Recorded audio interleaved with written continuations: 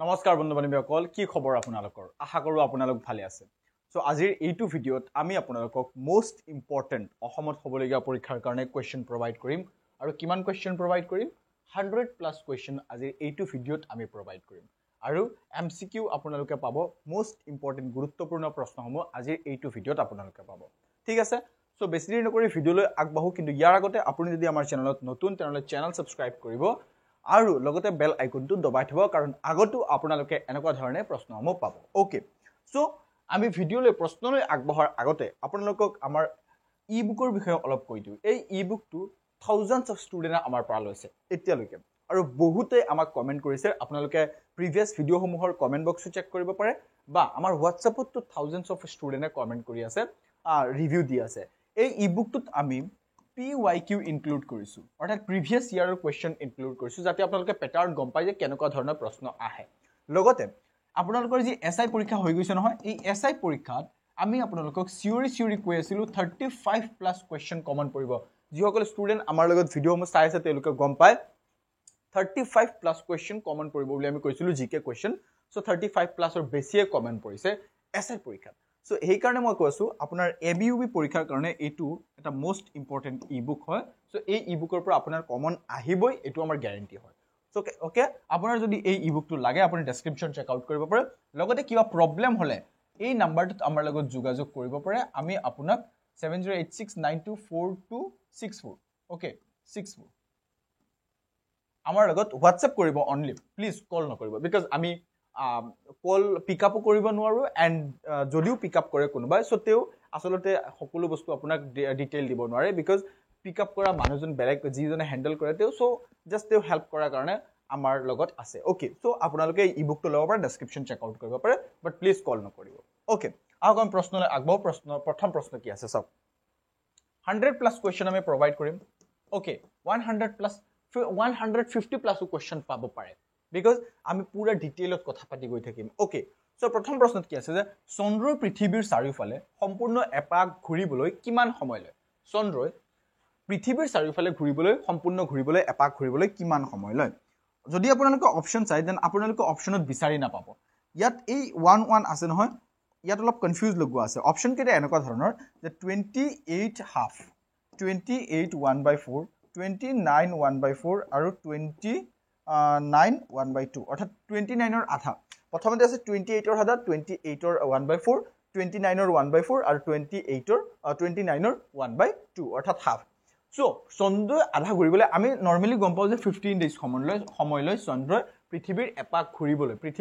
ঘূৰিবলৈ চন্দ্ৰই 15 ডেজ সময় লয় অৰ্থাৎ দুই পাকত 15 দিনে আমি 30 দিন গম পাও নৰমালি এইবিলাক আমি গম পাও বাট এক্স্যাক্টলি বস্তু হৈছে 29 ৰ আধা অৰ্থাৎ 14.5 ডেজ সময় লয় চন্দ্ৰই পৃথিৱীৰ চাৰিওফালে এপাক ঘূৰিবলৈ আশা কৰিলো আপোনালোকক বুজাব পাৰিলো আগৰ প্ৰশ্নলৈ আগবাও নেক্সট কোৱেশ্চন পিছত আছে পৃথিৱীৰ আটাইতকৈ ডাঙৰ মৰুভূমিৰ নাম কি পৃথিৱীৰ আটাইতকৈ ডাঙৰ মৰুভূমি যদি আপুনি অপচন চাই দেন আপুনি কনফিউজ নহব বিকজ ইয়াত ইজিলি আৰু বহুত সহজ ভাষাত লিখা আছে সাহাৰা মৰুভূমি পৃথিৱীৰ আটাইতকৈ ডাঙৰ মৰুভূমিটোৰ নাম কি সেইটো হৈছে সাহাৰা মৰুভূমি পিছত কি আছে আটাইতকৈ গভীৰ হ্ৰদটোৰ নাম কি পৃথিৱীৰ আটাইতকৈ গভীৰ হ্ৰদটোৰ নাম লেকটোৰ নাম কি মোষ্ট ইম্পৰ্টেন্ট এটা কোৱেশ্চন হয় আৰু এই প্ৰশ্নটো বহুবাৰ পৰীক্ষাত আহিছে ওকে ইয়াৰ আছে যে বৈকাল হ্ৰদ and this is also very important আৰু বৈকাল হ্ৰদটো হৈছে পৃথিৱীৰ আটাইতকৈ গভীৰতম হ্ৰদ এটো মনত ৰাখিব ইম্পৰ্টেন্ট কোৱেশ্চন এটো আপোনাৰ পৰীক্ষাত আহিব পাৰে পিছত আছে পৃথিৱীৰ আটাইতকৈ ডাঙৰ নদীখনৰ নাম কি ইয়াত আপোনাৰ বহুত বেছি কনফিউজ হ'ব ইয়াত চাক নীল নদী আছে হুৱাংহু আছে আৰু এমাজন ব্ৰহ্মপুত্ৰ এইসমূহ আছে হুৱাংহু আৰু এমাজন ব্ৰহ্মপুত্ৰ আপুনি কাটি দিয়ক ইয়াত খুদিছে যে পৃথিৱীৰ আটাইতকৈ ডাঙৰ নদীখনৰ নাম কি ডাঙৰ নদীখন কোতে আপোনাৰ এতিয়া বহল নদীখনৰ বিষয়ে খুদিছে নে আপোনাৰ দীঘল নদীখনৰ বিষয়ে খুদিছে আপুনি কেনেকৈ গম পাব ইয়াত দুইটা প্ৰশ্নই সোমাই আছে ঠিক আছে সো যদি আপোনাক ডাইৰেক্টলি খুদে বলে পৃথিৱীৰ আটাইতকৈ বহল নদীখনৰ নাম কি তেতিয়া আপুনি উত্তৰ দিব এমাজন নদী পৃথিৱীৰ আটাইতকৈ বহল নদীখনৰ নাম হৈছে এমাজন নদী ৰাইট আৰু পৃথিৱীৰ আটাইতকৈ দীঘল নদীখনৰ নাম হৈছে নীল নদী ৰাইট দীঘল নদী হৈছে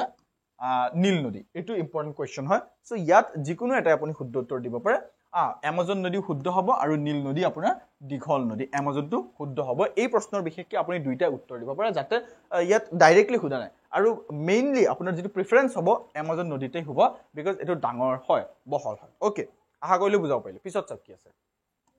জিএমটিৰ সম্পূৰ্ণ ৰূপ কি জিএমটিৰ সম্পূৰ্ণ ফুল ফৰ্ম কি জিএমটিৰ বিষয়ে আমি ডিটেইল কথা পাতিম আগতো প্ৰশ্ন আহিব জিএমটিৰ সম্পূৰ্ণ যি ৰূপ হেতু কি হেতু হৈছে Greenwich Mean Time yes Greenwich Mean Time অৰ্থাৎ আপোনাৰ পৃথিৱীৰ যিটো দ্ৰাঘিমা হৈছে দ্ৰাঘিমাৰ য'ত কেন্দ্ৰবিন্দুত অৰ্থাৎ আপুনি ধৰিব পাৰে যে য'ত 0 ডিগ্ৰী দ্ৰাঘিমা তাৰ পৰা আমি জিএমটি যেটো আমাৰ সময়ৰ আমি ক্যালকুলেশন কৰো সময় আমাৰ ইয়াত কেইটা বাজিছে বা বেলেগ কৰবাত কেইটা বাজিছে সো এইটো এই জিএমটিৰ পৰা আমি ক্যালকুলেট কৰো আমাৰ ভাৰতত দুটা জিএমটি আছে যেনেকৈ এটা হৈছে কলকাতা আৰু আনটো হৈছে কি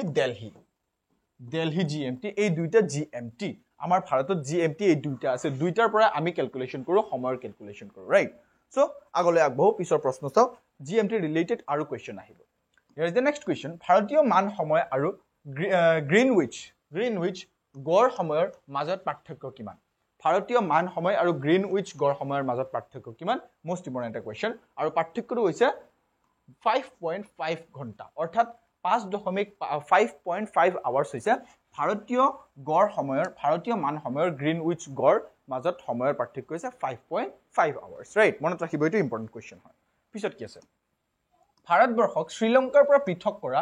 জলপ্ৰণালীটোৰ নাম কি ভাৰতবৰ্ষক শ্ৰীলংকাৰ পৰা পৃথক কৰা প্ৰশ্ন আহে বহুত প্ৰশ্ন আহে এইটো ৰিলেটেড যে ভাৰতবৰ্ষৰ শ্ৰীলংকাৰ পৰা পৃথক কৰা জলপ্ৰণালী ভাৰত আৰু চীনৰ যেটো সীমা ভাগ বতৰা কৰিছে তাত সেই সীমাটোৰ নাম কি ভাৰত পাকিস্তান ভাৰত আফগানিস্তান এই সমূহৰ বিষয়ে প্ৰশ্ন আহে গুটেকিটা আমি পঢ়িম ওকে সো ইয়াত জলপ্ৰণালীটোৰ নাম খুদিছে আৰু জলপ্ৰণালীটোৰ নাম হ'ব পাল্ক জলপ্ৰণালী ৰাইট পাল্ক জলপ্ৰণালী is the separate India from কি কৈছে the name of the strait that is separate from Sri Lanka to India okay অৰ্থাৎ ইন্ডিয়াৰ পৰা শ্ৰীলংকাক পৃথক কৰিছে পাল্ক জলপ্ৰণালীয়ে this is also very important here is the next question যে ভাৰতবৰ্ষৰ আটাইতকৈ ডাঙৰ খাৰুৱা পানীৰ উপহ্ৰদটোৰ নাম কি খাৰুৱা পানীৰ উপহ্ৰদটোৰ নাম হৈছে চিল্কা হ্ৰদ মনত ৰাখিব চিল্কা হ্ৰদ পিছত কি আছে পৃথিৱীৰ আটাইতকৈ বেছি বৰষুণ পৰা ঠাইখনৰ নাম কি এইটো এটা মোস্ট ইম্পৰ্টেন্ট কোৱেশ্চন হয় আপোনাৰ পৰীক্ষাৰ কাৰণে এটা মোস্ট ইম্পৰ্টেন্ট কোৱেশ্চন হয় যে পৃথিৱীৰ আটাইতকৈ বেছি বৰষুণ হোৱা ঠাইখনৰ নাম কি হেতু হৈছে অপচন নম্বৰ ডি মৌচিনৰাম এতিয়া ইয়াত প্ৰশ্ন জাগে যে মৌচিনৰাম এই জায়গাটো কোটনো আছে প্ৰশ্ন সুধিব পাৰে যে এই মৌচিনৰামটো ভাৰতৰ বা পৃথিৱীৰ কোনটো ঠাইত আছে হেতু হৈছে আমাৰ ভাৰতৰ মেঘালয় আমাৰ নৰ্থ ইষ্টৰ মেঘালয় ৰাজ্যত আছে এই মৌচিনৰামটো এতিয়া আৰু এটা প্ৰশ্ন ইয়াত সুধিব পাৰে আপোনাক আমাৰ অসম ৰিলেটেড পৰীক্ষা সো দ্যাট এটো প্ৰশ্ন সুধিব পাৰে যে অসমৰ আটাইতকৈ কম বৰষুণ ক'ত হয় হেতু হৈছে হুজাই জিলাৰ মনত ৰাখিব আপোনালোকে যদি জিলা খুদে তেনে হুজাই আৰু হুজাই জিলাৰ লামডিং নামৰ ঠাইখনত ওকে লামডিং নামৰ ঠাইখনত আটাইতকৈ কম বৰষুণ হয় অসমৰ এটো ইম্পৰ্টেন্ট হয় গুটেকিটা আপোনালোকে মনত ৰাখিব পিছত কি আছে সূৰ্যৰ ৰশ্মি পৃথিৱীত আহি পাওতে কিমান সময় লাগে বহুত প্ৰশ্ন এটোৰ ওপৰত জাগে আৰু বহুত কনফিউজ লাগে 8 মিনিট থাকে 8.2 মিনিট থাকে 8.8 মিনিট থাকে 8.5 মিনিট থাকে সো এনেকুৱা থাকে যদি পয়েন্ট দি দিয়ে তেনলটো আপোনাৰ কনফিউজ লাগিব বাট এনেকে ডাইৰেক্ট দি দিলে আপুনি ইয়াত 8 মিনিট বিচাৰিব 8 মিনিট আপুনি এটোত লগাব পাৰে সো ইয়াত 8 মিনিটৰ অপচন নাই আপুনি 8 মিনিট বুৰি ধৰি দিব পাৰে অৰ্থাৎ সূৰ্যৰ ৰশ্মি ধৰক এটো সূৰ্য আছে আৰু ইয়াৰ পৰা পৃথিৱীত ইয়াৰ ৰশ্মি পাওতে 8 মিনিট মান সময় লাগে এতিয়া আপুনি এজিউম কৰিব পাৰে যে সূৰ্যটো কিমান দূৰত আছে পৃথিৱীৰ পৰা কিমান মিলিয়ন কিলোমিটাৰ দূৰত আছে ওকে আই হোপ আপোনালোকে বুজাব পাৰিলে পিছত চক কি আছে পৃথিৱীৰ গভীৰ মহাসাগৰখনৰ নাম কি এইটোৰ বিষয়ে প্ৰশ্ন আহে আমাৰ যি এইচএছএলসি আছে নহয় এইচএছএলসিৰ ধৰক আপোনাৰ এনসিআৰটিৰ কিতাপসমূহ আছে এই সময়ত এইবিলাক বহুত ভালকে দিয়া আছে আপোনাৰ এইচএছএলসি পৰীক্ষাত মই কিবা এটা পৰীক্ষাৰ এনেকুৱা কোৱেশ্চন চাইছিলো তেতিয়া মই দেখিছো এনেকুৱা ধৰণৰ প্ৰশ্ন পৃথিৱীৰ গভীৰতম মহাসাগৰখনৰ নাম কি আৰু সেইটো হৈছে কি প্ৰশান্ত মহাসাগৰ প্ৰশান্ত পেচিফিক ওচিয়ান পৃথিৱীৰ গভীৰ মহাসাগৰ পিছত আছে ভাৰতৰ আটাইতকৈ ডাঙৰ চিৰিয়াখানাখনৰ নাম কি ভাৰতৰ আটাইতকৈ ডাঙৰ চিৰিয়াখানাখনৰ নাম কি ইয়াত এই প্ৰশ্নটোৰ পৰা আপুনি আমাক উত্তৰটো দিয়কচোন এই অপচন কেইটাৰ পৰা এটো আপুনি উত্তৰ দিয়ক মই আপোনাৰ কাৰণে এটো ৰাখি দিছো ভাৰতৰ আটাইতকৈ ডাঙৰ চিৰিয়াখানাখনৰ নাম কি আৰু যদি ইয়াত অপচনত নাই দেন আপুনি হেতু জনাওক হ'ব পাৰে ইয়াত অপশ্যনত নাই বিকজ মই কনফিউজ লগাবৰ কাৰণে এইটো এনেকুৱা ৰাখিছোঁ অ'কে পিছত ভাৰতবৰ্ষৰ আটাইতকৈ দীঘল নদীখনৰ নাম কি ভাৰতৰ বুলি সুধিছে পৃথিৱীৰ আটাইতকৈ দীঘল নদীটো আমি পঢ়িছোৱেই সেইটো হৈছে নীল নদী সেইটো আমি পঢ়িছোঁ নীল নদী হা ইয়াত সুধিছে যে ভাৰতৰ আটাইতকৈ দীঘল নদীখনৰ নাম কি আৰু সেইটো কি ব্ৰহ্মপুত্ৰ হ'বনে নহয় সেইটো হৈছে গংগা নদী হৈছে ভাৰতৰ আটাইতকৈ দীঘল নদীখনৰ নাম ভাৰতৰ আটাইতকৈ দীঘল ৰাষ্ট্ৰীয় ঘাইপথ কোনটো ভাৰতৰ আটাইতকৈ দীঘল ৰাষ্ট্ৰীয় ঘাইপথ কোনটো আৰু এইটো প্ৰশ্ন আহিছে কিবা এটা পৰীক্ষাত আৰু সেইটো হৈছে নেশ্যনেল হাইৱে 44 44 নম্বৰ ৰাষ্ট্ৰীয় ঘাইপথ তলৰ কোনখন ৰাজ্য আটাইতকৈ বেছি কফি উৎপাদন কৰে আমি এইটো বহুত ইজিলি জানো যে কফি উৎপাদনত আমাৰ ভাৰতৰ এখন ৰাজ্য ফুল ফেমাছ এণ্ড সেইটো কি সেইটো হৈছে কৰ্ণাটক অৰ্থাৎ কৰ্ণাটক কফি উৎপাদনৰ কাৰণে কফি উৎপাদনত আটাইতকৈ বেছি ভাৰতত আটাইতকৈ বেছি কফি উৎপাদন কৰে কৰ্ণাটক ৰাজ্যত আৰু ইয়াত কেৰালা আছে কেৰালাত আটাইতকৈ বেছি ৰবৰ উৎপাদন কৰা হয় কেৰালাত আটাইতকৈ বেছি ৰবৰ উৎপাদন কৰা হয় সো এইটো আপোনালোকে মনত ৰাখিব এইটো ইম্পৰ্টেণ্ট হয় আৰু কফি কৰ্ণাটকত বেছি উৎপাদন কৰা হয় পিছত কি আছে কোনখন ৰাজ্য সৰ্বাধিক কুঁহিয়াৰ উৎপাদন কৰে ওকে কুঁহিয়াৰ আটাইতকৈ বেছি কোনখন ৰাজ্যত উৎপাদন কৰে আৰু যদি আপুনি পাঞ্জাব বাইছ লৈছে ভুল হাৰিয়ানাও নহয় উত্তৰ প্ৰদেশত আটাইতকৈ বেছি কুঁহিয়াৰ উৎপাদন কৰা হয় ইম্পৰ্টেণ্ট কোৱেশ্চন ভাৰতবৰ্ষৰ আটাইতকৈ শুকান ঠাইখনৰ নাম কি ভাৰতৰ বুলি সুধিছে এইটো আপোনালোকে ভালকে চাব ভাৰতৰ আটাইতকৈ শুকান ঠাইখনৰ নাম কি অপশ্যন কেইটা ভালকে চাওকচোন আৰু উত্তৰটো দিয়ক 5 সেকেন্ড সময় লওক ভিডিঅ' পজ কৰক উত্তৰ দিয়ক কি সুধিছে যে ভাৰতৰ আটাইতকৈ শুকান ঠাইখনৰ নাম ডেজাৰ্ট প্লেচ বুলি ড্ৰাইয়েষ্ট প্লেচ বুলি সুধিছে এণ্ড সেইটো কি হ'ব লে হ'ব হয় লে এই আমি লাডাখৰ ভিডিঅ'সমূহ চাই থাকো নহয় লাডাখৰ সেই লাডাখৰ লেহটোৱে হৈছে ভাৰতৰ আটাইতকৈ শুকান ঠাই মনত ৰাখিব লে ইয়াত জয়পুৰ বুলি আহিছে এই জয়পুৰৰ বিষয়ে এটা প্ৰশ্ন আহে যে পিংক সিটি বুলি ইয়াক কোৱা হয় ওকে পিংক সিটি বুলি এই জয়পুৰক কোৱা হয় এইটো আপোনালোকে মনত ৰাখিব যে পিংক সিটি বুলি ভাৰতৰ কোনখন ৰাজ্যক কোনখন ঠাইক জনা যায় সেইটো হৈছে এই জয়পুৰক জনা যায় ভাৰত আৰু চীনক পৃথক কৰা ৰেখাটোৰ নাম কি অথনি মই কৈছো নহয় যে ৰেখাৰ বিষয়ে প্ৰশ্ন আহে যে কোনটো ৰেখাই কেনেকুৱা কি ভাগ কৰিছে সো ভাৰত আৰু চীনক ভাগ কৰা ৰেখাটোৰ নাম হৈছে মেকমোহন লাইন মনত ৰাখিব মেকমোহন লাইনে ভাৰত আৰু চীনক পৃথক কৰে ইয়াত আৰু এটা প্ৰশ্ন এইকেইটা আছে নহয় ৰেড ক্লিফ লাইন ডুৰাণ্ড ৰেখা এইসমূহৰ বিষয়ে প্ৰশ্ন আহি আছে আপোনালোকে লক্ষ্য কৰিব গোটেইকেইটা ইম্পৰ্টেণ্ট হয় চাওক আহি গ'ল ডুৰাণ্ড ৰেখাই ভাৰতবৰ্ষৰ কোনখন দেশৰ পৰা পৃথক কৰে ডুৰাণ্ড ৰেখাই ভাৰতবৰ্ষক কোনখন দেশৰ পৰা পৃথক কৰে ডুৰাণ্ড ৰেখা বুলি কৈছে আৰু সেইটো কি হ'ব পাকিস্তান হয় পাকিস্তান নহয় সেইটো হ'ব আপোনালোকৰ আফগানিস্তান পাকিস্তান নহয় সৰি আফগানিস্তান ডুৰাণ্ড ৰেখাই ভাৰতবৰ্ষক আফগানিস্তানৰ পৰা পৃথক কৰে ডুৰাণ্ড ৰেখা বুলি কৈছে সো এইটো ইম্পৰ্টেণ্ট হয় এইটো মনত ৰাখিব পিছত কি আছে পিছত সুধিছে নীৰৱ উপত্যকা ক'ত অৱস্থিত নীৰৱ উপত্যকা কেৰালাত অৱস্থিত নীৰৱ উপত্যকা বুলি সুধিছে সো এইটো ইম্পৰ্টেণ্ট হয় কাছাৰ জিলা আৰু ত্ৰিপুৰা ৰাজ্যৰ মাজত কাছাৰ জিলা আৰু ত্ৰিপুৰা ৰাজ্যৰ সীমাত থকা নদীখনৰ নাম কি আপুনি যদি সেইফালে গৈছে নহয় এই বৰাক বেলিৰ ফালে আমাৰ অসমক আৰু সেই নদীটো হৈছে জিৰি নদী ত্ৰিপুৰা ৰাজ্যৰ সীমাত থকা নদীখনৰ নাম কি সেইটো হৈছে কি জিৰি নদী আপোনালোকে মনত ৰাখিব ইম্পৰ্টেণ্ট কোৱেশ্চন এইটো আপোনাৰ পৰীক্ষাৰ কাৰণে ওকে জিৰি নদী এইটো মনত ৰাখিব ওকে পিছত আমি আগলৈ আগবাঢ়ো নেক্সট কোৱেশ্চনটো চাওক নেক্সট কোৱেশ্চন কি আছে কোৱেশ্চন নম্বৰ 22 ব্ৰহ্মপুত্ৰৰ উত্তৰ পাৰৰ উপনৈখনৰ নাম উপনৈ এটাৰ নাম হৈছে জিয়া ভৰালী মনত ৰাখিব জিয়া ভৰালী উত্তৰ পাৰ ব্ৰহ্মপুত্ৰৰ উত্তৰবাহী নৈ হৈছে ভোগদৈ ব্ৰহ্মপুত্ৰ উত্তৰবাহী নৈৰ নাম কি প্ৰশ্ন সুধিছে সো ভোগদৈ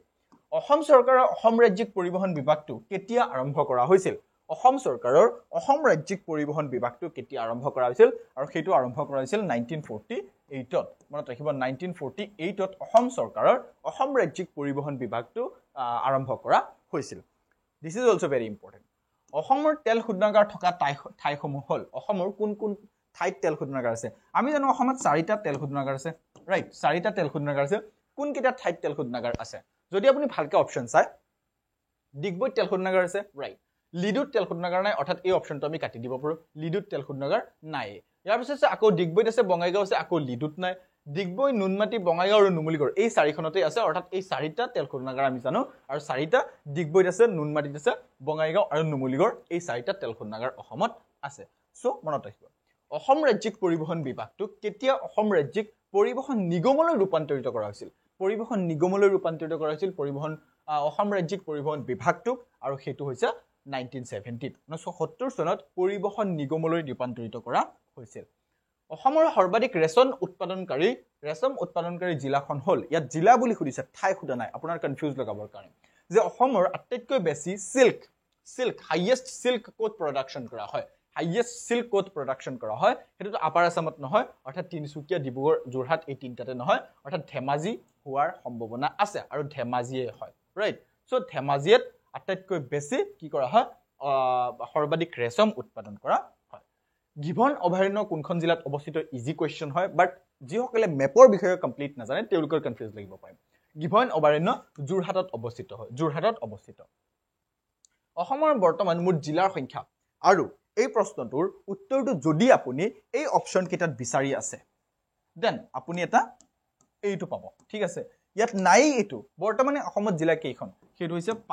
35 খন 35 খন অসমত বৰ্তমানে জিলা আছে ইয়াত নাই দেখুন সো ইয়াত নাই আপোনালোকে চাব ইয়াত নান অফ দ্য অবভ এটা অপচন থাকিব লাগিছিল সো নান অফ দ্য অবভ নাই 35 খন জিলা আছে আৰু অসমত মুঠ জিলা কেইখন বুলি সুধিছে 35 খন কাৰণ এইটো অপচন ইয়াত বনোৱা আছে যে এখানে পুৰণাকে বনোৱা আছে ইয়াত ঠিকঠাক নাই ওকে আপুনি জানে যে অসমত তিনিখন জিলা নতুনকৈ 3-4খন জিলা নতুনকৈ হৈছে সেইকেইটাৰ নামটো আপোনালোকৰ জনাটো প্ৰয়োজন যেনেকৈ আপোনাৰ হুজাই জিলা হয় হুজাই তামুলপুৰ হয় নহয় তামুলপুৰ তাৰ পাছত আছে আপোনাৰ বজালি বিশ্বনাথ ৰাইট এই সমূহ জিলা বিশ্বনাথ এই সমূহ জিলা নতুনকৈ কি কৰা হৈছে নতুনকৈ বনোৱা হৈছে বা বেছি দিন হোৱা নাই সো 35 খন জিলা অসমত আছে এইকেইটা আপোনালোকে মনত ৰাখিব পিছত আছে নতুনকৈ গঠন হোৱা অসমৰ 4খন জিলা আৰু ইয়াতো আপুনি বিচাৰি নাপায় সো এটো ইমান ইম্পৰ্টেন্ট কোৱেশ্চনো নহয় তাৰ পিছত আপোনাৰ জনাটো প্ৰয়োজন হৈ যায় পিছত কেছে ব্ৰহ্মপুত্ৰৰ ওপৰৰ নৰনাৰায়ণ সেতু কোনখন জিলাক সংযোগ কৰে নৰনাৰায়ণ সেতুৱে কোনখন জিলাক সংযোগ কৰে ইয়াত ডাইৰেক্ট জিলা বুলি দিছে আপুনি জানে মই জানো যে দুখন ঠাইক সংযোগ কৰে এটা হৈছে কি পঞ্চৰত্ন হয় নে নহয় পঞ্চৰত্ন আৰু আনটো হৈছে কি যোগীগোপা এই দুইখন ঠাইক সংযোগ কৰে হয় নে নহয় সো এই দুইখন ঠাই কোড আছে এতিয়া কোনখন জিলাত আছে হেতুটো আমাৰ জনা প্ৰয়োজন ইয়াত প্ৰথমতে আপোনালোকে জানিব যে এই যোগীগোপাটো বঙাইগাঁৱত আছে আৰু গোৱালপাৰাটো এই পঞ্চৰত্ন এই গোৱালপাৰাত আছে অৰ্থাৎ অপচন নম্বৰ এ টো শুদ্ধ হ'ব নৰনাৰায়ণ সেতুৱে বঙাইগাঁও আৰু গোৱালপাৰা এই দুইখন জিলাক সংযোগ কৰে অৰ্থাৎ পঞ্চৰত্ন আৰু যোগীগোপাক সংযোগ কৰে গুৱাহাটীৰ চাহনিলাম কেন্দ্ৰ কেতিয়া স্থাপন কৰা হৈছিল বহুত বেছি ইজি কোৱেশ্চন হয় and most important question and এটো হ'ব 1970 চনত 1970 চনত গুৱাহাটী চাহনিলাম কেন্দ্ৰটো প্ৰতিষ্ঠা কৰা হৈছিল কাজিৰঙা ৰাষ্ট্ৰীয় উদ্যানক কেতিয়া বিশ্ব ঐতিহ্য ক্ষেত্ৰ স্থান হিচাপে ঘোষণা কৰা হৈছিল হেতু আপোনালোকে জানে কাজিৰঙা ৰাষ্ট্ৰীয় উদ্যানৰ লগতে মানস ৰাষ্ট্ৰীয় উদ্যানক এই দুটা উদ্যানকে 1985 চনত ইয়াত কোড আছে 1985 চনত ইউনেস্কোৰ দ্বাৰা ইউনেস্কোৰ ফুল ফৰ্ম কি প্ৰশ্ন শুনিব পাৰে সো এটা আপুনি আমাক কমেন্ট কৰিবচোন ইউনেস্কোৰ ফুল ফৰ্ম কি মই কৈয়ে থাকো এটা আপোনালোকক সো মানস ৰাষ্ট্ৰীয় উদ্যান আৰু কাজিৰঙা ৰাষ্ট্ৰীয় উদ্যানক 1985 ত ইউনেস্কোৰ দ্বাৰা বিশ্ব ঐতিহ্য ক্ষেত্ৰ স্থান হিচাপে ঘোষণা কৰা হৈছিল কেইদিনমান আগলৈকে অসমত দুইখন বিশ্ব ঐতিহ্য ক্ষেত্ৰ স্থান আছিল বাট নাও ইটস তিনটা অৰ্থাৎ অসমত বৰ্তমানে তিনটা বিশ্ব ঐতিহ্য ক্ষেত্ৰ স্থান আছে তাৰ মাজত এটা হৈছে চৰাইদেউ মৈদাম আৰু কাজিৰঙা আৰু মানস এই দুইটা নেশ্যনেল পাৰ্ক অসমত বিশ্ব ঐতিহ্য ক্ষেত্ৰ স্থান হিচাপে জানে আপোনালোকে 38 নং ৰাষ্ট্ৰীয় ঘাইপথে কাক সংযোগ কৰিছে 38 নং ৰাষ্ট্ৰীয় ঘাইপথে মাকুম আৰু লেখাপানী এই দুইখন ঠাইক সংযোগ কৰিছে 38 নম্বৰ ৰাষ্ট্ৰীয় ঘাইপথে কোন দুখন ঠাইক সংযোগ কৰিছে ইয়াৰ পিছত দিছে তলৰ কোনবিধ গছক অসমৰ জাতীয় গছ হিচাপে আমি জানো অসমৰ জাতীয় গছ হিচাপে এই তিনটাৰ পৰা এই দুটা নহয় হুলং গছটোক আমি অসমৰ জাতীয় গছ হিচাপে গম পাওঁ ৰাইট হুলং গছক আমি অসমৰ জাতীয় গছ হিচাপে গম পাওঁ কাৰ্বি লাংপি জলবিদ্যুৎ প্ৰকল্পটো ক'ত অৱস্থিত নামটোৱে শুনি আপোনালোকে গম পাইছে এটো কাৰ্বি আংলঙত হ'ব আৰু হয় কাৰ্বি আংলঙতে এটো অৱস্থিত কাৰ্বি লাংপি জলবিদ্যুৎ প্ৰকল্প এটো কাৰ্বি আংলঙত অৱস্থিত পিছত আছে ব্ৰহ্মপুত্ৰ ক্ৰেকাৰ আৰু পলিমাৰ উদ্যোগ দেশত অৱস্থিত চাওকচোন ইয়াত ক'ত আছে আচ্ছা ইয়াতটো এটো অপচন কিটা বেলেগ আহি গল নেকি হয় বেলেগে আহি গল চাগে বঙাইগাঁও কিবা বেলেগ কিবা আহি গল ওকে ব্ৰহ্মপুত্ৰ ক্ৰেকাৰ আৰু পলিমাৰ উদ্যোগ এটো ক'ত অৱস্থিত এটো আপোনালোকে জানি থক এটো হৈছে লেপেটকটাত অৱস্থিত লেপেটকটাত অৱস্থিত কি ব্ৰহ্মপুত্ৰ ক্ৰেকাৰ আৰু পলিমাৰ উদ্যোগটো ক'ত অৱস্থিত বুলি সুধিছে লেপেটকটাত অসমৰ কোনখন জিলাৰ জনবসতি সৰ্বাধিক বা ঘনত্ব সৰ্বাধিক নহয় জনসংখ্যাৰ ঘনত্ব সৰ্বাধিক জনবসতিৰ ঘনত্ব সৰ্বাধিক অসমৰ কোনখন জিলাত বুলি সুধিছে আৰু এটো আপোনালোকে 2011 ৰ সেন্সাছৰ অনুসৰি 2011 চনৰ অনুসৰি নগাঁও জিলাত আটাইতকৈ বেছি জনসংখ্যাৰ ঘনত্ব আছে সো এটো আপোনালোকে মনত ৰাখিব এটো ইম্পৰ্টেন্ট কোৱেশ্চন হয় আপোনাৰ পৰীক্ষাৰ বাবে ওকে আমি আগলৈ আগবাঢ়ো নেক্সট কোৱেশ্চনটো চাওঁ পিছত কি আছে দুলিয়াজান নুমলীগড় গেছ লাইন প্ৰকল্প দেশৰ যৌথ প্ৰচেষ্টাৰ প্ৰকল্প অৰ্থাৎ দুলিয়াজান আৰু নুমলীগড় গেছ লাইন প্ৰকল্পটো এটো কাৰ প্ৰচেষ্টাৰ প্ৰকল্প হয় যদি আপুনি ভালকে অপচন চাই দেন অপচন নম্বৰ সি টো শুদ্ধ উত্তৰ হ'ব নুমলীগড় আৰু অসম গেছ কৰ্পোৰেচন লিমিটেড এই এওঁলোকৰ দুলিয়াজান নুমলীগড় গেছ লাইন প্ৰকল্পৰ যৌথ প্ৰচেষ্টাৰ ফলত নুমলীগড় আৰু অসম গেছ কৰ্পোৰেচনৰ যৌথ প্ৰচেষ্টাৰ ফলত দুলিয়াজান নুমলীগড় গেছ প্ৰকল্প এটো আৰম্ভ হৈছে সো এটো আপোনালোকে মনত ৰাখিব ওকে পিছত চাওক কি আছে উত্তৰ পূব পৰিষদৰ মুখ্য কাৰ্যালয় আপোনাৰ ডাইৰেক্টলি মাইণ্ডত আহিব যে উত্তৰ পূব পৰিষদৰ মুখ্য কাৰ্যালয় গুৱাহাটীত অৱস্থিত বাট ইটস নট ৰাইট আৰু এটো শুদ্ধ উত্তৰ হ'ব শিলঙত অৱস্থিত উত্তৰ পূব ভাৰতৰ উত্তৰ পূবৰ মুখ্য পৰিষদৰ মুখ্য কাৰ্যালয় ক'ত অৱস্থিত শিলঙত অৱস্থিত পিছত আছে মঙ্গল আৰু বৃহস্পতিৰ কক্ষপথৰ মাজত পৰিভ্ৰমণ কৰা গ্ৰহাণুপুঞ্জক কি বুলি কোৱা হয় হেতু গ্ৰহাণুপুঞ্জ বুলি কোৱা হয় গ্ৰহবোৰক গ্ৰহাণুপুঞ্জ বুলি কোৱা হয় কোনটো ধূমকেতু 76 ইয়াৰৰ মুৰে দেখা যায় ইজি কোৱেশ্চন হয় বাট ইম্পৰ্টেন্ট কোৱেশ্চন হয় হেলিৰ ধূমকেতু অৰ্থাৎ হেলিস কমেট আমি আফটাৰ এভৰি 76 ইয়াৰ্ছৰ মুৰে আমি হেলিৰ ধূমকেতুক দেখা পাওঁ পিছত কি আছে তলৰ কোনটো সন্ধ্যা অথবা নিশাৰ আকাশৰ উজ্জ্বলতম জ্যোতিষ্ক নিশাৰ আকাশৰ বা সন্ধ্যাৰ সময়ত আবেলি নহয় আসলে সন্ধ্যাৰ সময়ত বা নিশাৰ আকাশত উজ্জ্বলতম জ্যোতিষ্ক বুলি কৈছে আৰু সেইটো হ'ব শুক্ৰ গ্ৰহটো পিছত কি আছে পূৰ্ণিমাৰ দিনা পৃথিৱী সাপেক্ষে পৃথিৱী চন্দ্ৰ আৰু সূৰ্যৰ মাজত কোন কিমান হয় অৰ্থাৎ পূৰ্ণিমাৰ দিনা যিদিনাখন পুৰা পূৰ্ণিমা হৈ থাকে সো সেইদিনাখন কিমান হয় সেইদিনাখন 180 ডিগ্ৰী হয় পৃথিৱী সাপেক্ষে চন্দ্ৰ আৰু সূৰ্যৰ মাজত কোন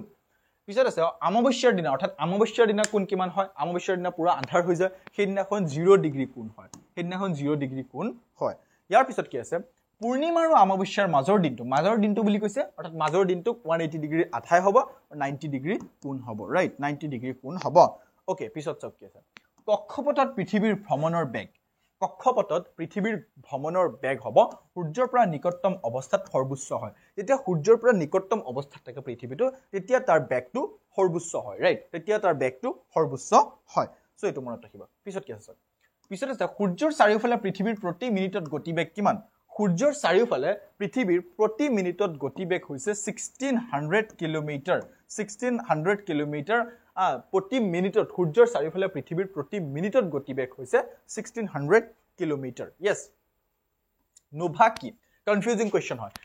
এনেকুৱা ক্যান্ডিডেট আছে আপোনালোকৰ মাজৰ পৰা এসপিৰেন্স আছে যিসকলে হয়তো ভিডিও চাইছে বেয়া নাপাব আপুনি বাট নোভা কি হয়তো বহুতে শুনাই নাই ৰাইট নোভা কি হোৱাট ইজ নোভা আৰু এটো যদি পৰীক্ষাত আহে নহয় বহুতৰ পাজল লাগি যাব হেতু হৈছে কি বিস্ফোৰিত তৰা yes exploding star Nova is an exploding star মনত ৰাখিব পিছত আছে কোনে পৃথিৱীক বিশ্ব ব্ৰহ্মাণ্ডৰ কেন্দ্ৰ বুলি মতবাদ আগবঢ়াইছে who proposed the theory that earth is the center of the universe পৃথিৱীক কি কৈছে বিশ্ব ব্ৰহ্মাণ্ডৰ কেন্দ্ৰ স্থান বুলি মতবাদ আগবঢ়াইছে টলেমিয়া মনত ৰাখিব টলেমিয়া আৰু আপোনালোকে ইয়াত যিসকলে ইংৰাজী জানে নহয় তেওঁলোকৰ কাৰণে চাওক ইয়াত পি বুলি দিছে প্ৰথমতে সো টলেমি পি প্ৰথমতে আহিছে কনফিউজ লগাব পাৰে বাট ইটস ৰাইট আনসাৰ টলেমি পিছত আছে কি পৃথিৱীৰ বিষুৱীয় ব্যাসতকৈ মেৰু ব্যাস কিমান ছুটি পৃথিৱীৰ বিষুৱীয় ব্যাসতকৈ মেৰু ব্যাস কিমান ছুটি আৰু সেইটো হ'ব 42 কিলোমিটাৰ ছুটি পৃথিৱীৰ মেৰু ব্যাসতকৈ সৌৰজগতৰ ষষ্ঠ বৃহত্তম গ্ৰহ আমি জানো সৌৰজগতৰ আটাইতকৈ ডাঙৰ গ্ৰহ কোনটো এটো হৈছে জুপিটাৰ ৰাইট বৃহস্পতি জুপিটাৰ হৈছে আটাইতকৈ ডাঙৰ গ্ৰহ আৰু আটাইতকৈ সৰু হৈছে কি বুধ গ্ৰহ যেটো মাৰ্কাৰী বুধ আটাইতকৈ সৰু গ্ৰহ ইয়াৰ সুধিছে যে কনফিউজ লগাবৰ কাৰণে ষষ্ঠ 6th লাৰ্জেষ্ট সোলাৰ প্লেনেট কোনটো হয় আৰু হেতু হ'ব কি শুক্ৰ হ'ব পৃথিৱীৰ সৌৰজগতৰ ষষ্ঠ বৃহত্তম গ্ৰহটোৰ নাম পিছত আছে সৌৰজগতৰ কেন্দ্ৰ কি পৃথিৱী নহয় চন্দ্ৰও নহয় হাতীপতিও নহয় অৰ্থাৎ সূৰ্যটো হ'ব সৌৰজগতৰ কেন্দ্ৰ মনত ৰাখিব সূৰ্যটো সৌৰজগতৰ কেন্দ্ৰ বুলি কোৱা হয় সূৰ্যৰ বহিপৃষ্ঠৰ উষ্ণতা কিমান এটো সূৰ্য হয় আৰু এটো বহিপৃষ্ঠ অৰ্থাৎ এই বাহিৰৰ ফালে যেটো পৃষ্ঠ আছে এটোৰ উষ্ণতা কিমান হ'ব এটো কিমান হিট হ'ব আপুনি ভাবিব পাৰিছে না সূৰ্যৰ পৰা আমাৰ পৃথিৱীলৈ এই পোহৰটো আহোতে 8 মিনিট মান সময় লাগে আৰু এই 8 মিনিট অহাৰ পিছত আমাৰ পৃথিৱীত কিমান গৰম হয় আৰু এই বাহিৰৰ যেটো পৃষ্ঠ আছে এই পৃষ্ঠটোৰ গৰম কিমান হ'ব আপুনি ভাবিব পাৰিছে না ইয়েস এটো হ'ব 6000 ডিগ্ৰী সেলসিয়াস হ'ব সূৰ্যৰ বহিঃপৃষ্ঠৰ উষ্ণতা পৃথিৱীৰ নিজৰ কক্ষপথত আৱৰ্তনৰ কাল কিমান অৰ্থাৎ আমি যে এই এদিন বুলি ধৰো নহয় যে 24 ঘণ্টা এদিন 24 আৱাৰ্স ৰাইট এটো এক্স্যাক্টলি 24 আৱাৰ্স নহয় এটো পৃথিৱীৰ আৱৰ্তনৰ অৰ্থাৎ ঘূৰাৰ সময়খিনি কিমান আৰু সেইটো হৈছে 23 আৱাৰ্স 56 মিনিট 23 আৱাৰ্স 56 মিনিট এটো হৈছে পৃথিৱীৰ নিজৰ কক্ষপথত আৱৰ্তনৰ সময় পিছত কি আছে সৌৰজগতৰ দ্বিতীয় বৃহত্তম গ্ৰহ কোনটো দ্বিতীয় বৃহত্তম বুলি কৈছে সৌৰজগতৰ দ্বিতীয় বৃহত্তম গ্ৰহটো হৈছে শনি গ্ৰহ জুপিটাৰৰ পিছত দ্বিতীয় বৃহত্তম গ্ৰহ হৈছে শনি গ্ৰহ ৰাইট জুপিটাৰৰ পিছত ওকে পিছত চাওক কি আছে ইয়াৰ পিছৰ প্ৰশ্নটো আছে পৃথিৱীৰ বয়স কিমান হয় 4.5 billion years 4.5 billion years approximately the age of our earth is 4.5 billion years yes মহাজাগতিক বৰ্ষ কি মহাজাগতিক বৰ্ষটো হৈছে ভালকে চাওকচোন মহাজাগতিক বৰ্ষটো কি ইয়াৰ পৰা আপুনি উত্তৰটো দিব পাৰিবনে হাতীপতিৰ কেন্দ্ৰ সাপেক্ষে সূৰ্যৰ পৰিভ্ৰমণ কাল হয় yes exactly সূৰ্যৰ অপচন নম্বৰ এ হাতীপতি অৰ্থাৎ time taken for the sun to complete its orbit around the center of Milky Way অৰ্থাৎ মিল্কি ৱে চাৰিফালে সূৰ্যই এই যে অৰবিট কৰে ঘূৰে সেই অৰবিটৰ সময়খিনিক মহাজাগতিক বৰ্ষ বুলি কোৱা হয় পিছত কি আছে কোন গ্ৰহৰ নিজৰ মেৰুদণ্ড সাপেক্ষে আৱৰ্তনৰ কাল নিম্নতম আটাইতকৈ কম নিম্নতম কোনটো গ্ৰহ অৰ্থাৎ বৃহস্পতিৰ এটো ডাঙৰ গ্ৰহ হয় আৰু সেইভাবে কোন গ্ৰহ বুলি সুধিছে আৰু ডাঙৰ গ্ৰহ আৰু সেইভাবে মেৰুদণ্ড সাপেক্ষে আৱৰ্তনৰ কাল কম হ'ব অৰ্থাৎ কম সময়তে তাৰ দিন ৰাতি হৈ যায় কোন শিলত জীৱাশ্ম প্ৰচুৰ পৰিমাণে পোৱা যায় সেইটো হ'ব গেদীয় শিলত জীৱাশ্ম প্ৰচুৰ পৰিমাণে পোৱা যায় পৃথিৱীৰ অন্তৰ্ভাগৰ আটাইতকৈ গধুৰ স্তৰটো কি পৃথিৱীৰ অন্তৰ্ভাগৰ আটাইতকৈ গধুৰ স্তৰটো হৈছে সীমা বা সাইমা বুলি ক'ব পাৰি পিছত আছে বায়ুমণ্ডলৰ ওজন স্তৰৰ কাম হ'ল বায়ুমণ্ডলত ওজন স্তৰৰ কাম কি এটো আপোনালোকে বহুতে আমি ক্লাস 6 7 8 তে পঢ়ি আছো যে ওজন স্তৰৰ কাম কি আৰু ওজন স্তৰৰ কাম হৈছে পৃথিৱীলৈ অহা সূৰ্যৰ পৰা পৃথিৱীলৈ অহা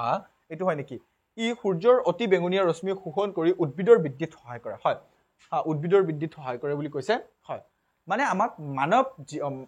আমাৰ মানৱ কুলক এই অতি বেঙুনীয়া ৰশ্মি সূৰ্যৰ পৰা যেটো আহি আছে এটো ওজন স্তৰে শুহি লয় আৰু সেইভাবে আমি ৰক্ষা পাই আছো এটো ভেৰি ডেঞ্জাৰাছ হয় ওকে সো পিছত আছে কি মহাসাগৰৰ জলধাৰাৰ তলত ভূস্তৰ প্ৰধানতঃ কি শিলেৰে গঠিত অৰ্থাৎ মহাসাগৰৰ তলৰ যেটো স্তৰ আছে এটো কি শিলেৰে গঠিত বুলি কৈছে হেতু হৈছে চাওকচোন হেতু হৈছে বেসাল্ট নামৰ এটা শিলেৰে গঠিত হয় মহাসাগৰৰ জলধাৰাৰ তলৰ শিলবোৰক বেসাল্ট নামৰ শিল বুলি কোৱা হয় বায়ুমণ্ডলত প্ৰচুৰ পৰিমাণে থকা মৌলবিদ কি প্ৰচুৰ পৰিমাণে কি আছে নাইট্ৰজেন আছে কিমান পাৰ্চেন্টেজ 78% আছে আৰু 21% আছে অক্সিজেন এটো আপোনালোকে জানে যে বায়ুমণ্ডলত নাইট্ৰজেন আছে 78% এন্ড এটো হৈছে আটাইতকৈ বেছি বায়ুমণ্ডলত থকা মৌল এন্ড অক্সিজেন আছে কিমান শতাংশ 21% লগতে কাৰ্বন ডাই অক্সাইড আছে 3% approximately 3% আছে কাৰ্বন ডাই অক্সাইড পিছত কি আছে যাও আমি আগলৈ আগবঢ়ো পিছৰ প্ৰশ্ন চাও বায়ুমণ্ডলৰ কোনটো স্তৰত বতৰ সম্পৰ্কীয় পৰিঘটনা সৰ্বাধিক পৰিকল্পিত হয় বায়ুমণ্ডলৰ কোনটো স্তৰত বতৰ সম্পৰ্কীয় হেতু হৈছে ট্ৰপোস্ফিয়াৰত বতৰ সম্পৰ্কীয় পৰিঘটনা সৰ্বাধিক পৰিলক্ষিত হয় এটো ইম্পৰ্টেন্ট কোৱেশ্চন হয় পৰীক্ষাৰ বাবে আপোনালোকে মনত ৰাখিব পিছত কি আছে পৃথিৱীৰ নৱতম পৰ্বতমালা কি হেতু হৈছে হিমালয় আৰু আলপছ পৰ্বতমালা পৃথিৱীৰ নৱতম পৰ্বতমালা মাউন্ট আবু কোন পৰ্বতমালাৰ উচ্চতম শৃংগ হয় মাউন্ট আবু নামৰ শৃংগটো কোন পৰ্বতমালাৰ উচ্চতম শৃংগ এটো যদি আপোনালোকে চাই আৰাৱল্লী পৰ্বতমালাৰ উচ্চতম শৃংগটোৰ নাম হৈছে কি Mount Abu and this is also very important আপোনালোকৰ বহুতে এইবিলাক প্ৰশ্ন শুনাই নাই এক্স্যাক্টলি মই কৈছো ওকে ভূমিকম্প হোৱাৰ কাৰণ কি আমিতো বহুত স্টেটমেন্ট দি থাকো ভূমিকম্প এটো কাৰণে হয় হেতু কাৰণে হয় ইয়াত যদি আপুনি অপচন ওপৰত তিনটা চাই দেন তিনিটাই ভুল হয় ভূগৰ্ভস্থ শৈলী ফলকৰ বিচ্যুতিৰ বাবে আমাৰ পৃথিৱীত ভূমিকম্পৰ সৃষ্টি হয় ওকে পিছত কি আছে তলৰ কোনখন উপনৈ ব্ৰহ্মপুত্ৰৰ অপসাৰী অৰ্থাৎ উলাই যোৱা খুঁটি ব্ৰহ্মপুত্ৰৰ পৰা উলাই যোৱা খুঁটি বা অপসাৰী বুলি কৈছে হেতু কোনখন নৈ এটো হৈছে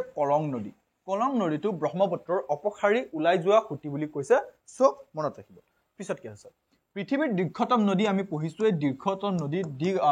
দীঘল নদীটো কি দীঘল নদীটো হৈছে নীল নদী হয় নীল নদী পৃথিৱীৰ আটাইতকৈ দীৰ্ঘতম নদী তলৰ কোনখন মহাসাগৰ এছ আকৃতিৰ অৰ্থাৎ এই এছ আকৃতিৰ কোনখন মহাসাগৰ বুলি সুধিছে আৰু সেইটো যদি আপোনালোকে ভালকে চাই দেন আটলান্টিক মহাসাগৰ হয়নে আটলান্টিক মহাসাগৰ হয়নে আপোনালোকে কমেন্ট কৰকচোন আটলান্টিক মহাসাগৰ নে প্ৰশান্ত মহাসাগৰ কমেন্ট কৰকচোন এই দুটাটো নহয় এছ আকৃতিৰ বুলি কৈছে সো প্ৰশান্ত নে আটলান্টিক মহাসাগৰ কমেন্ট কৰিবচোন ওকে পিছত চাওক কি আছে তলৰ কোনটো এবিধ জৈৱশীল বুলি সুধিছে তলৰ কোনটো জৈৱশীল চূণশীল হৈছে জৈৱশীল পিছত কি আছে মাৰ্বল কোন শ্ৰেণীৰ শিল মাৰ্বলটো কোন শ্ৰেণীৰ শিল মাৰ্বলটো আমি গম পাওঁ যে চেঞ্জ হৈ থাকে নাই হেতু এসময়ত মাৰ্বল নাছিল এসময়ত আছে আকৌ চেঞ্জ হৈ যাব সো ইটস ৰূপান্তৰিত শিল মনত ৰাখিব মাৰ্বল হৈছে ৰূপান্তৰিত শিল পিছত আছে সুৱেজ খালে কাক সংলগ্ন কৰিছে সুৱেজ খালৰ বিষয়ে আপোনালোকে যদি এই শিপৰ ভিডিওসমূহ চাই না এই সাগৰত যে পানী জাহাজ চলি থাকে দেন আপোনালোকে গম পাব যে দুইটা সাগৰ ধৰক এনেকুৱা আছে এই পিনে আমি ঘুৰি ঘুৰি যাব লাগিব আৰু ধৰক এইটো সুৱেজ খাল আৰু এই সুৱেজ খালে ডাঙৰ এটা কাম কৰে ইয়াৰ পৰা শিপ কিটা ডাইৰেক্ট এটো এটা সাগৰৰ পৰা আনটো সাগৰলৈ যায়গে এইখিনি ঘুৰিব নালাগে সো এই মেপ থাকিলে মই ভালকে দেখাই দিলো হয় সুৱেজ খালে কেনেকৈ কি সংলগ্ন কৰিছে ইয়াত কৈছে যে সুৱেজ খালে কোনটো সাগৰক সংলগ্ন কৰিছে সেইটো হৈছে ভূমধ্য সাগৰ আৰু লোহিত সাগৰক সংলগ্ন কৰিছে সুৱেজ খালে ডাইৰেক্ট এনেকৈ শিপসমূহ সোমাই যায় কিবা এটা বিগেষ্ট এমাউন্টৰ চাৰ্জ দিব লাগে জানেনে আপোনালোকে এইটো ওকে পিছত চাওক কি আছে তলৰ কোনটো পৰিঘটনা পৃথিৱীৰ পৰিভ্ৰমণৰ বাবে হয় পৃথিৱীৰ পৰিভ্ৰমণৰ বাবে তলৰ কোনটো পৰিঘটনা হয় সেইটো হৈছে ঋতুৰ পৰিৱৰ্তন আমি যে ঋতুসমূহ পঢ়ো নহয় ঋতুসমূহ কিয় হয় পৃথিৱীৰ পৰিভ্ৰমণৰ বাবে এই ঋতুটো পৰিৱৰ্তন হয় বা ঋতুৰ পৰিৱৰ্তন হয় মাউণ্ট এভাৰেষ্টৰ শৃংগৰ উচ্চতা কিমান এটো হৈছে 8848 মিটাৰ এটো আপোনালোকে জানেই ইজি কোৱেশ্চন হয় যে 8848 মিটাৰ হয় কিলোমিটাৰ হয় মিটাৰ এটো হৈছে মাউণ্ট এভাৰেষ্টৰ উচ্চতা হাইট ভাৰতীয় মান সময় আৰু গ্ৰীনউইচ মান সময়ৰ পাৰ্থক্য কিমান মই অথনি কৈছো নহয় আপোনালোকক কৰবাত আপোনালোকৰ থাকে 5.5 আৰু ইয়াত আছে 5 ঘণ্টা 30 মিনিট বুলিছে সময় হিচাপত দি দিছে সো 5.5 বা 5 ঘণ্টা 30 মিনিট এটো হৈছে ভাৰতৰ মান সময় আৰু গ্ৰীনউইচৰ মানৰ সময়ৰ পাৰ্থক্য গ্ৰীনউইচৰ দ্ৰাঘিমাংশ কিমান গ্ৰীনউইচৰ দ্ৰাঘিমাংশ হ'ব 0 ডিগ্ৰী বিকজ 0 হয় গ্ৰীনউইচৰ দ্ৰাঘিমাংশ হ'ব 0 ডিগ্ৰী বিকজ মই কৈছো না দ্ৰাঘিমাত ডাইৰেক্ট ইয়াত কেন্দ্ৰৰ পৰাই এই গ্ৰীনউইচৰ মানটো আৰম্ভ হয় বা ক্যালকুলেশন আৰম্ভ হয় যেটো হৈছে লণ্ডনত ৰাইট লণ্ডনত ইংল্যান্ড লণ্ডনৰ পৰা এটো ক্যালকুলেট কৰা হয় পিছত কি আছে বায়ুমণ্ডলৰ কোন স্তৰত সূৰ্যৰ অতি বেঙুনীয়া ৰশ্মি আমি পঢ়িছো এটো হৈছে আপোনাৰ অজন মণ্ডল বা অজন স্তৰত অতি বেঙুনীয়া ৰশ্মি এটো শোষণ কৰি লয় কোন প্ৰকাৰৰ দূৰত্বৰ এক নটিক্যাল মাইল অৰ্থাৎ এই মই কৈছো না আপোনালোকে যদি শিপৰ ভিডিওসমূহ চাই না শিপ কেনেকৈ চলি আছে সো আমি যে ধৰক এটা ৰাস্তাত গাড়ী এটা চলিলে আমি কি কিলোমিটাৰ হিচাপত ধৰো যে এটো 1 কিলোমিটাৰ গৈছে ঠিক তেনেকৈ এই যে শিপবোৰ চলে সাগৰত চলা বস্তুবোৰক সমুদ্ৰ যাত্ৰাৰ সময়ক আমি nautical mile 1 nautical mile 2 nautical mile এনেকৈ হিচাপ কৰো ৰাইট সো এটো মনত ৰাখিব ইম্পৰ্টেন্ট হয় আন্তৰ্জাতিক দিনাংক ৰেখা কিমান দ্ৰাঘিমাংশৰ মাজত অৱস্থিত আন্তৰ্জাতিক দ্ৰাঘিমাংক কি কৈছে আন্তৰ্জাতিক দিনাংক ৰেখা কিমান দ্ৰাঘিমাংশৰ মাজেৰে যায় কিমান দ্ৰাঘিমাংশৰ মাজেৰে যায় আন্তৰ্জাতিক দিনাংক ৰেখা আৰু হেতু কি হ'ব চাওকচোন 180 ডিগ্ৰী আছে 0 ডিগ্ৰী আছে 170 পূব আৰু 170 পশ্চিম কোনফালে আছে কওকচোন আচ্ছা এটো কমেন্ট কৰক আপোনালোকে কমেন্ট কৰকচোন অলপ ভালকে চাওক এনেকুৱা ধৰণৰ প্ৰশ্ন আপোনাক ফসাব পাৰে ৰাইট 180 ডিগ্ৰী হয় নে 0 ডিগ্ৰীটো নহয় মই কাটি দিছো দিয়ক ঠিক আছে আন্তৰ্জাতিক দিনাংক ৰেখা কিমান দ্ৰাঘিমাংশৰ মাজেৰে যায় আপুনি কমেন্ট কৰক পিছত চাওক কি আছে কিমান দ্ৰাঘিমাংশ সাপেক্ষে ভাৰতীয় মান সময় নিৰূপণ কৰা হয় এই যে মই কৈছো ভাৰতীয় মান সময়টো জিএমটি এটো নিৰূপণ কৰা হয় 82 ডিগ্ৰী পূব আৰু 82 ডিগ্ৰী পূব 82 ডিগ্ৰী ইষ্টৰ বাবে আমি কি কৰো ভাৰতীয় দ্ৰাঘিমাংশ কিমান দ্ৰাঘিমাংশ বুলি কৈছে 82 ডিগ্ৰী দ্ৰাঘিমাংশ সাপেক্ষে ভাৰতীয় মান সময়টো আমি নিৰূপণ কৰো পিছত আছে সূৰ্যৰ পৰা পৃথিৱী পৃষ্ঠলৈ পোহৰ আহোতে কিমান সময় লাগে মই কৈছো আপোনালোকক 8 মিনিট মান সময় লাগে ইম্পৰ্টেন্ট কোৱেশ্চন হয় পিছত আছে ভাৰত আৰু চীন পৃথককাৰী সীমান্ত ৰেখাৰ নাম কি ভাৰত আৰু চীন পৃথককাৰী সীমান্ত ৰেখাক মই কৈছো মেকমোহন ৰেখা ৰাইট মেকমোহন ৰেখা ভাৰত আৰু চীন সীমান্ত কুৱেইট কোন দুখন দেশৰ মাজত এটো আকৌ আপোনালোকৰ মেপ ৰিলেটেড কোৱেশ্চন আহি গৈছে মেপ যদি ইয়াত মই লগাও পাইলো না আপোনালোকক দেখাই দিলো নেক্সট ভিডিও সমূহত আপোনালোকক মই মেপ লগাই দেখাম ঠিক আছে ইয়াত এটো বহুত মেপৰ কোৱেশ্চন আহিছে আপোনালোকক দেখালে এক্স্যাক্টলি মনত থাকিলে হয় যে কুৱেইট কোন দুটা দেশৰ সীমান্তৱৰ্তী দেশ কুৱেইটটো কোন দুটা দেশৰ সীমান্তৱৰ্তী যদি আপুনি মেপ চাই দেন আপুনি গম পাব ইৰাক আৰু সৌদি আৰবৰ সীমান্তৱৰ্তী দেশ হয় এই কুৱেইটটো ৰাইট মনত ৰাখিব পৃথিৱীৰ সৰ্বোচ্চ উষ্ণ ঠাইখন হ'ল পৃথিৱীৰ বুলি কৈছে পৃথিৱীৰ সৰ্বোচ্চ উষ্ণ বা গৰম হটেষ্ট প্লেচটো হৈছে আল আজিজিয়া লিবিয়া অৰ্থাৎ আল আজিজিয়া যিটো লিবিয়াত এই ঠাইটো হৈছে পৃথিৱীৰ আটাইতকৈ হটেষ্ট প্লেচ বা উষ্ণ ঠাই পৃথিৱীৰ বৃহত্তম মৰুভূমিটো কি ইয়াত দেখোন নাই সেইটো হৈছে কি মই প্ৰথমতে কৈছো নহয় আপোনালোকক সাহাৰা মৰুভূমি এইটো হৈছে পৃথিৱীৰ আটাইতকৈ বৃহত্তম মৰুভূমি পিছত আছে কি চাওক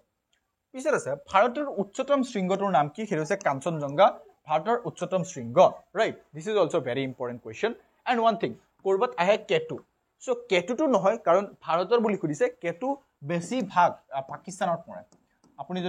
আপুনি যদি মেপ চাই নহয় দেন আপুনি গম পাব পাকিস্তানত পৰে কেটু অপচনতে নাই আৰু কাঞ্চনজংঘাটো ভাৰতৰ আটাইতকৈ উচ্চতম শৃংগ ওকে পিছত চাওক কি আছে ধান খেতিৰ বাবে প্ৰয়োজনীয় ন্যূনতম তাপমাত্ৰা কিমান ধান খেতিৰ বাবে ন্যূনতম তাপমাত্ৰা 30 ডিগ্ৰী 20 ডিগ্ৰী 33 ডিগ্ৰী 40 ডিগ্ৰী ইয়াত এটাও নহয় ধান খেতিৰ বাবে ন্যূনতম তাপমাত্ৰা কিমান হয় 23 ডিগ্ৰী কমসে কম ন্যূনতম তাপমাত্ৰা হ'ব লাগিব ৰাইট 23 ডিগ্ৰী হ'ব লাগিব পিছত আছে কি ধান খেতিৰ বাবে ন্যূনতম বৰষুণৰ পৰিমাণ কিমান হ'ব লাগিব এটো কমসে কম 60 সেন্টিমিটাৰ হয় নেকি 60 সেন্টিমিটাৰ নেকি এনেকুৱা কিবা এটা খেতিৰ বাবে প্ৰয়োজনীয় বৰষুণ হ'ব লাগিব ইমানখিনি মিনিমাম হয় এইখিনি হ'বই লাগিব ধান খেতিৰ বাবে পৃথিৱীৰ ব্যাস প্ৰায় কিমান এটো পৃথিৱী হয় ইয়াৰ ব্যাস আমটো গম পাও এটো ব্যাস কেন্দ্ৰবিন্দুৰ মাজেৰে যেটো যায় এটো ব্যাস বুলি কোৱা হয় ইয়াত খুদিছে যে পৃথিৱীৰ ব্যাস কিমান হ'ব পৃথিৱীৰ ব্যাস কিমান এপ্ৰক্সিমেটলি পৃথিৱীৰ ব্যাস হৈছে 12800 kilometre yes 12800 kilometer is the diameter of the earth diameter পৃথিৱীৰ diameter বা earth কিমান বুলি কৈছে পিছত কি আছে দক্ষিণ আমেৰিকাৰ বৃহত্তম দেশ আমাৰ এইখন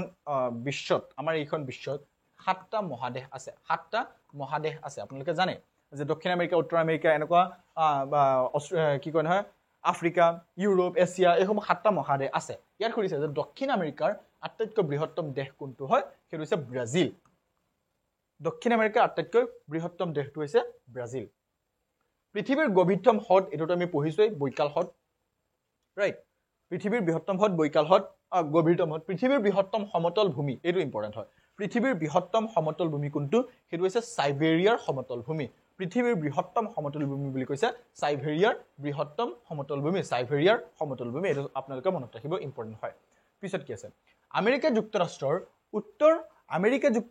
উত্তৰ পূব অঞ্চল কিহৰ বাবে বিখ্যাত হয় আমেৰিকা যুক্তৰাষ্ট্ৰৰ উত্তৰ পূব অঞ্চল খনি আৰু উদ্যোগৰ বাবে বিখ্যাত হয় আমেৰিকা যুক্তৰাষ্ট্ৰৰ উত্তৰ পূব অঞ্চল ভাৰতৰ আটাইতকৈ দীঘল ৰেলপথটো কোনটো ভাৰতৰ আটাইতকৈ দীঘল ইয়াত আছে গুৱাহাটী ত্ৰিবন্ধম একচুয়ালি গুৱাহাটী ত্ৰিবন্ধম এটো ৰেলপথ ভাৰতৰ আটাইতকৈ দীঘল ৰেলপথ নহয় হেতু হৈছে ডিব্ৰুগড় টু কি আছিল কন্যাকুমাৰী এটো হৈছে ভাৰতৰ আটাইতকৈ দীঘল ৰেলপথ ডিব্ৰুগড়ৰ পৰা কন্যাকুমাৰীলৈকে এটা ৰেল যায় বা ৰেলপথ এটা আছে হেতু হৈছে ভাৰতৰ আটাইতকৈ দীঘল ৰেলপথ ইয়াতটো নাইয়ে আৰু গুৱাহাটীৰ পৰা ত্ৰিবন্ধমটো এটোতকে সৰু হয় এটোতকে ডাঙৰ নহয় এটোতকে দীঘল নহয় সো এটো ইম্পৰ্টেন্ট হয় ভাৰতৰ মুঠ ৰাজ্য দিল্লীকে ধৰি কেইখন দিল্লীক ধৰি আপুনি জানে যে ভাৰতত কেইখন ৰাজ্য আছে 28 ৰাজ্য আছে ভাৰতত 28টা ৰাজ্য আছে সো ইয়াত কৰিছে যে দিল্লীকে ধৰি দিল্লী এখন ইউনিট টেৰিটৰি হয় ইউটি হয় ৰাইট দিল্লী এখন ইউটি হয় এটো এটা ষ্টেট নহয় সো ষ্টেট নহলে 20 অনৰ লগত আমি দিল্লীক ধৰি দিও অৰ্থাৎ 29 ক'ত আছে অৰ্থাৎ সিট আছে সিটো শুদ্ধ উত্তৰ হ'ব ভাৰতত মুঠ দিল্লীকে ধৰি ৰাজ্য হৈছে 29 ভাৰতৰ সাংবিধানিক স্বীকৃতি ভাষা কিটা ভাষা হৈছে 22 yes 22 হৈছে ভাৰতৰ সাংবিধানিক স্বীকৃত ভাষা পিছত আছে কি কালাহাৰী মৰুভূমি ক'ত অৱস্থিত এটো আপোনালোকে জানে আফ্ৰিকা মহাদেশত অৱস্থিত আমি 6 7 ত পঢ়ি আহিছো যে কালাহাৰী মহাদেশ কালাহাৰী এটো মৰুভূমি ক'ত অৱস্থিত উত্তৰ গোলাৰ্ধৰ দীৰ্ঘতম দিন কোনটো হয় উত্তৰ গোলাৰ্ধৰ দীৰ্ঘতম দিন হৈছে 21 জুন এটো হৈছে উত্তৰ গোলাৰ্ধত আটাইতকৈ দীৰ্ঘতম দিন ওকে পিছত কি আছে 21 মাৰ্চৰ দিনা সূৰ্যটো ক'ত উলম্ব হয় বিষুৱ ৰেখাত ইকুৱেটৰত উলম্ব হয় পৃথিৱীৰ বৃহত্তম বদ্বীপ ক'ত অৱস্থিত ইজিপ্ত আছে বেংগল গ্ৰীচ আৰু মাডাগাস্কাৰ আপুনি কমেন্ট কৰকচোন পৃথিৱীৰ আটাইতকৈ ডাঙৰ বৃহত্তম বদ্বীপটো ক'ত আছে মই ইয়াত আৰু দুটা অপচন লগাই দিও নেকি হয় আপুনি উত্তৰ দিব ইয়াৰ আছে ডি ই মই লগাই দিও বাংলাদেশ ইয়াত বেংগল বুলি আছে তাৰ পিছতো বাংলাদেশ মই লগাইছো ই তাৰপিছত মই এফ লগাই দিও এফত ভাৰত দি দিও ভাৰত দি দিওঁ সো আপুনি মোক জনাওকচোন পৃথিৱীৰ আটাইতকৈ দীঘল নহয় ডাঙৰ বৃহত্তম বদ্বীপ ক'ত অৱস্থিত ওকে পিছত চকি আছে তলৰ কোনখন নাতিতুষ্ণ মৰুভূমি অৰ্থাৎ ঠাণ্ডাও নহয় গৰমো নহয় মৰুভূমি ঠাণ্ডাও নহয় গৰমো নহয় কোনটো মৰুভূমি হেতু হৈছে গোবি নামৰ মৰুভূমিটো নাতিতুষ্ণ মৰুভূমি হয় তলৰ উল্লেখ কৰা দক্ষিণ ভাৰতৰ কোনখন নদীৰ প্ৰবাহ বাকি তিনিখন প্ৰবাহৰ বিপৰীতে অৰ্থাৎ ইয়াত চাৰিখন নদী দিছে নহয় চাৰিখন নদীৰ নাম দিছে গোটেইটা দক্ষিণ ভাৰতৰ নদী হয় তো দক্ষিণ ভাৰতৰ কোনখন নদীৰ প্ৰবাহ বাকি তিনিখন নদীৰ পৰা বিপৰীত অৰ্থাৎ তাপ্তি নদী যিটো আছে এই নদীটোৰ যিটো প্ৰবাহ এইটো বাকি নদীৰ পৰা বিপৰীত বাকি তিনিটা নদীৰ পৰাই বিপৰীত হয় বাকি এই গোটেইটা দক্ষিণ ভাৰতৰ নদী দক্ষিণ ভাৰতৰ বেছিভাগ নদীৰ প্ৰবাহ কি দক্ষিণ ভাৰতৰ বেছিভাগ নদীৰ প্ৰবাহ কি দক্ষিণ ভাৰতৰ বেছিভাগ নদীৰ প্ৰবাহ হৈছে পশ্চিমৰ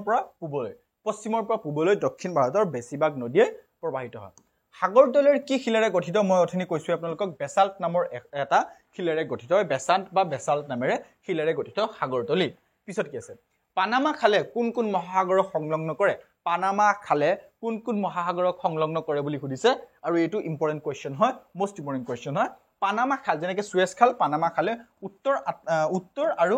কি দিছে উত্তৰ আৰু আটলান্টিক মহাসাগৰক কি কৰে সংলগ্ন কৰে পানামা খালে কোন মহাসাগৰক সংলগ্ন কৰে হেতু হৈছে উত্তৰ আৰু আটলান্টিক মহাসাগৰক সংলগ্ন কৰে তলৰ কোনটো আগ্নেয়গিৰি উদ্গীৰণ অতীতৰ পৰা বৰ্তমানলৈ বৃহত্তম ইয়াত সুধিছে যে তলৰ কোনটো আগ্নেয়গিৰি উদ্গীৰণ অতীতৰ পৰা বৰ্তমানলৈ বৃহত্তম আৰু ইয়াৰ শুদ্ধ উত্তৰটো হ'ব অপচন নম্বৰ ডি অৰ্থাৎ ক্ৰেকটুৱা আগ্নেয়গিৰি উদ্গীৰণ অতীতৰ পৰা বৰ্তমানলৈ বৃহত্তম ক্ৰেকটুৱাটো মনত ৰাখিব ক্ৰেকটুৱাটো it's also very important here is the last question 109 number question আৰু আমি যিসমূহ এক্সট্ৰা দিছো নহয় মিলাই আপোনালোকৰ 150 হ'বই পৃথিৱীৰ উচ্চতম মালভূমিটোৰ নাম কি পৃথিৱীৰ উচ্চতম মালভূমিটোৰ নাম হৈছে তিব্বত মালভূমি জানে আপোনালোকে তিব্বত মালভূমি সো আজি এইটো ভিডিওত আমি কিমান কোৱেশ্চন দিলো 109 কোৱেশ্চন দিলো লগতে আপোনালোকক মই এক্সট্ৰা বহুত কোৱেশ্চন প্ৰভাইড কৰিছো ৰাইট সো ভিডিওটো ইমানখিনি চোৱাৰ বাবে বহুত ধন্যবাদ আৰু বিশেষকৈ মই আপোনাক বহুত ধন্যবাদ দিওঁ আপোনালোকক বিকজ আমি এই সময় ভিডিও বনোৱাৰ পিছত আপোনালোকে যদি ভালকৈ প্ৰিপাৰেচন কৰে দেন আমাৰ সফলতা আৰু আপোনালোকে যদি তাৰ পৰা ভালকৈ শিকিব নোৱাৰে দেন আমি ভালকৈ আপোনালোকক শিকাব নোৱাৰিলো সেইটোৱে মেইন বস্তু সো আপোনালোকে বহুতে মোক ফিডবেক দি আছে যে আমি ভালকৈ শিকি আছো সো সেইবাবে বহুত ধন্যবাদ আপোনালোকক আৰু এই ভিডিও চোৱাৰ বাবে আপোনালোকক আকৌ ধন্যবাদ এই ভিডিওটোত লাষ্টলি মই আকৌ ক'ব বিচাৰো যে আপোনাৰ এই ইবুকটো লাগিলে আপুনি ল'ব পাৰে ডেসক্ৰিপচন চেক আউট কৰিব পাৰে আপোনাৰ এবিউবিৰ কাৰণে মোস্ট ইম্পৰ্টেন্ট এটা ইবুক হয় এটো এটা ইবুক হয় ওকে ইবুক হয় বহুতে কমেন্ট কৰিব বোলে বুকটো কেতিয়া পাও কেনেকৈ পাও সো ইবুক হয় আপুনি প্লিজ গম পায় এটো মই আপোনাক কৈ দিলো লগতে আপুনি যদি আমাৰ এই চেনেলত নতুন সাবস্ক্ৰাইব কৰিব কাৰণ বেলেগৰ নিচিনা আপুনিও কিবা এটা ভাল শিকিব পাৰিব ধন্যবাদ আপোনাক এই ভিডিওটো ইমানখিনি চোৱাৰ বাবে আপোনাৰ লগত আকৌ লগ পাম জয় অসম